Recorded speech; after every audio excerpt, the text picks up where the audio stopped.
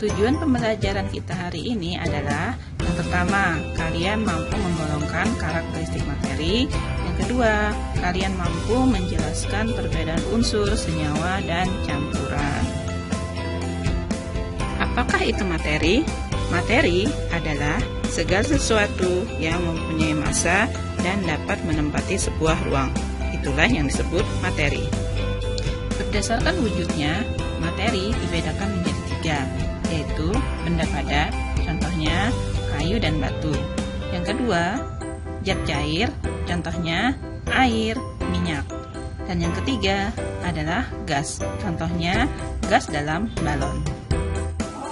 Karakteristik dari ketiga macam zat tersebut adalah pada zat padat mempunyai bentuk dan volume yang tetap, sedangkan pada zat cair mempunyai volume tertentu tetapi tidak memiliki bentuk yang tetap dan tergantung pada tempat yang ia tempati. Sedangkan gas tidak mempunyai volume dan bentuk yang tertentu.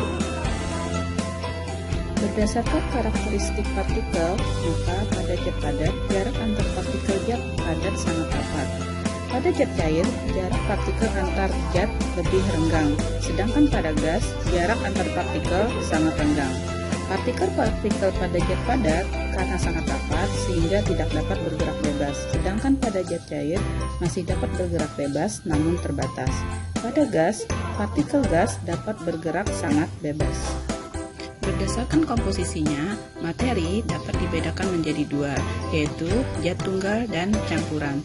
Zat tunggal terdiri dari unsur dan senyawa, sedangkan campuran terdiri dari campuran heterogen dan campuran homogen.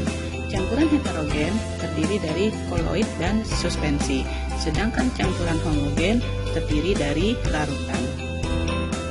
Apa itu unsur?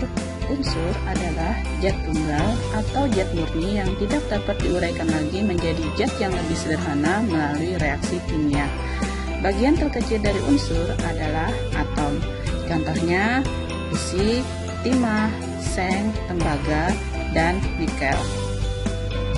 Unsur di alam dapat dibagi menjadi 2 jenis, yaitu unsur logam dan unsur non-logam.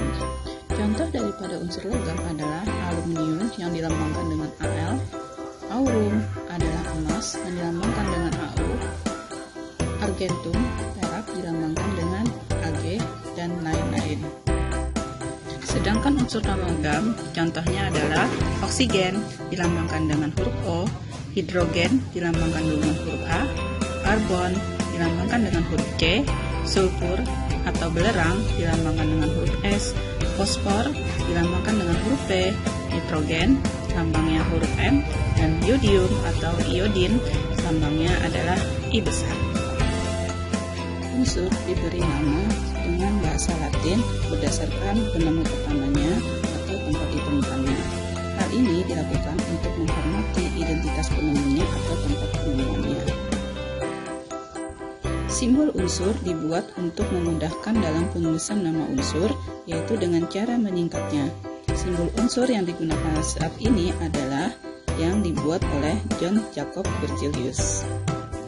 Cara pemberian nama unsur adalah yang pertama, setiap unsur dilambangkan dengan satu huruf, yaitu huruf awal dari nama latinnya dan ditulis dengan huruf besar. Contohnya karbon, bahasa latinnya adalah karbon, ditulis dengan lambang huruf C. Untuk unsur yang memiliki huruf awal yang sama, maka diberikan huruf kecil dari nama unsur tersebut. Contohnya kalsium, bahasa latinnya adalah calcium, maka ditulis dengan lambang Ca. Unsur-unsur tersebut selanjutnya disusun dalam bentuk sistem periodik seperti yang ditunjukkan pada gambar. Unsur yang memiliki sifat yang sama diletakkan dalam satu kolom. Unsur logam terletak di bagian kiri bawah, sedangkan unsur non-logam terletak di bagian kanan atas. Untuk unsur semi-logam terletak di antara unsur logam dan unsur non-logam. Unsur logam dan non-logam memiliki perbedaan sifat fisika dan kimia. Berikut perbedaan sifat unsur logam dan non-logam. Pada logam berwujud padat pada suhu kamar, sedangkan pada non-logam ada yang berwujud padat, cair, dan gas.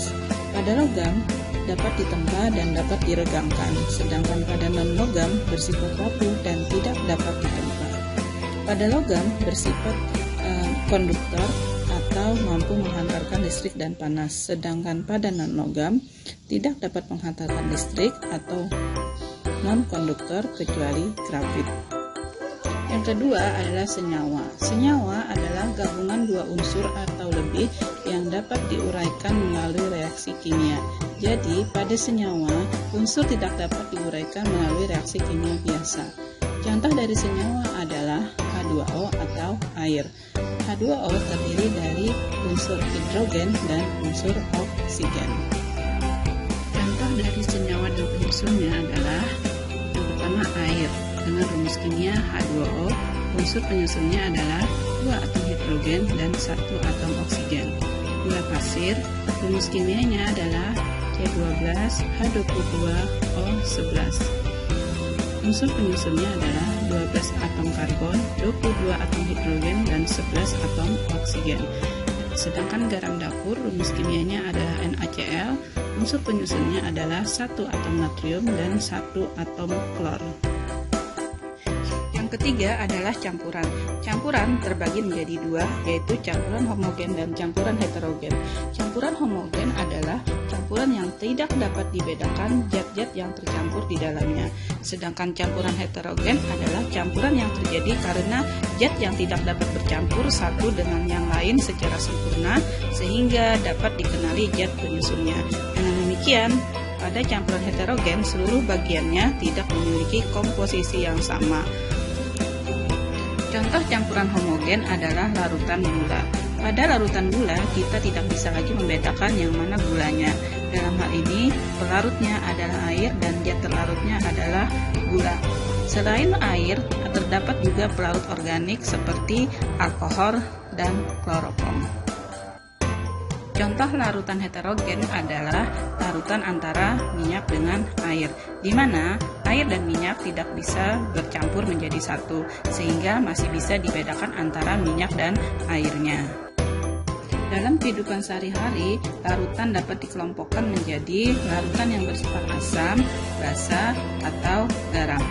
Ciri-ciri larutan yang bersifat asam adalah rasanya masam, mempunyai derajat keasaman atau pH kurang dari 7, dan dapat membuat lakmus merah menjadi berwarna biru. Sedangkan sifat basa mempunyai ciri-ciri rasanya pahit, derajat keasaman atau pH-nya lebih dari 7, dan dapat merubah kertas lakmus biru menjadi merah. Sedangkan sifat garam rasanya manis, asin, atau tidak berasa atau hambar, mempunyai derajat keasaman atau pH sama dengan 7, dan tidak dapat merubah warna kertas lakmus merah dan kertas lakmus biru. Berikut adalah ilustrasi perubahan warna kertas lakmus pada larutan asam, di mana kertas lakmus merah ketika dicelupkan ke dalam larutan asam, maka warnanya tetap berwarna merah, dan lakmus biru ketika dicelupkan ke dalam larutan asam, maka kertas lakmus berubah menjadi merah, dan hal itu menandakan bahwa larutan tersebut bersifat asam. Berikutnya adalah ilustrasi perubahan warna kertas lakmus ketika dicelupkan ke dalam larutan yang bersifat basa. Saat kertas lakmus merah dicelupkan ke dalam larutan basa, maka warna kertas lakmus merah berubah menjadi biru. Ketika lakmus biru dicelupkan ke dalam larutan yang bersifat basa, maka kertas lakmus biru warnanya tetap tidak berubah. Hal ini menandakan bahwa larutan tersebut bersifat basa. Berikut adalah perubahan kertas lakmus ketika dicelupkan pada beberapa larutan yang bersifat asam, basa, dan garam atau net.